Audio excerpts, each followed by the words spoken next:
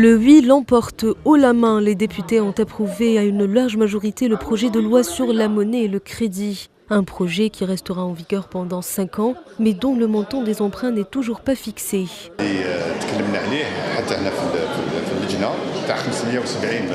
Nous avions déjà parlé des 570 milliards de dinars pour couvrir le déficit jusqu'en 2017. Mais le montant des emprunts n'est toujours pas encore précisé du fait que l'année n'est pas encore terminée. Et pour 2018, on aura des prévisions. Bien évidemment, il s'agit de prendre en compte dès maintenant les recettes et les ressources dont dispose l'Algérie.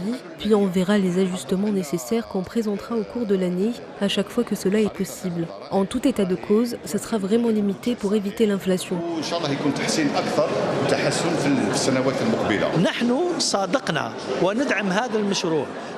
Nous avons voté pour ce projet et nous le soutenons pour assurer la stabilité du pays. Nous souhaitons également sortir de cette crise après les 5 prochaines années et ainsi redynamiser notre économie.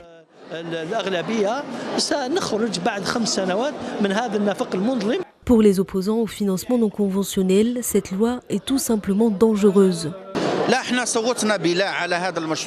Nous avons voté contre ce projet de loi, car nos propositions ont été rejetées, mais aussi parce que ce financement non conventionnel engendre des dangers réels.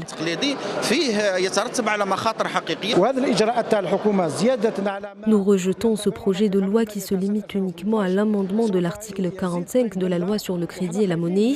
Il y a d'autres solutions pour sortir de la crise et éviter l'explosion.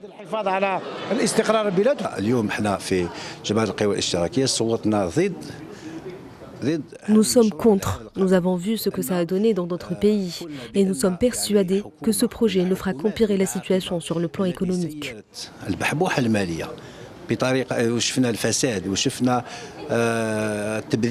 La Chambre basse du Parlement a ainsi validé un projet de loi qui permettra à la Banque d'Algérie de financer pendant les 5 années à venir le trésor public à chaque fois que celui-ci exprime un besoin.